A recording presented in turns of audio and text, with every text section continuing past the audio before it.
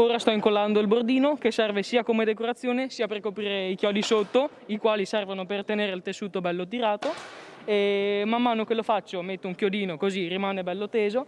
e devo fare tutto il bordo e la parte dietro. Nasce il primo corso e percorso formativo in Italia totalmente finanziato dalla Regione del Veneto sul montaggio di arredamenti che si va ad unire a quello nell'ambito della tappezzeria e al già testato corso di intaglio del legno, la scuola di formazione professionale Lepido Rocco di Lancenigo. Importante è l'approccio dei ragazzi, la loro curiosità, la loro voglia, i loro stimoli di inserirsi nel mondo del lavoro. Abbiamo delle domande da parte delle aziende di manodopera specializzata e qualificata che non riusciamo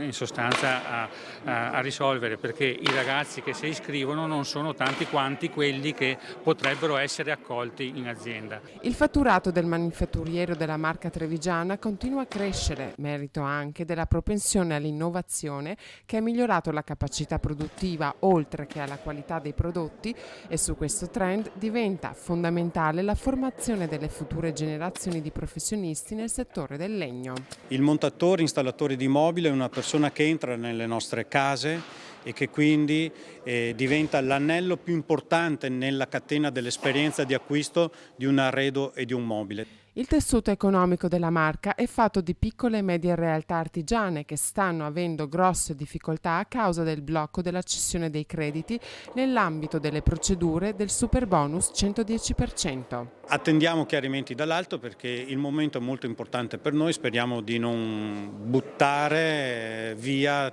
tutto l'impegno delle nostre aziende e tutte le opportunità che abbiamo nel territorio in questo settore. Se vi piace una specifica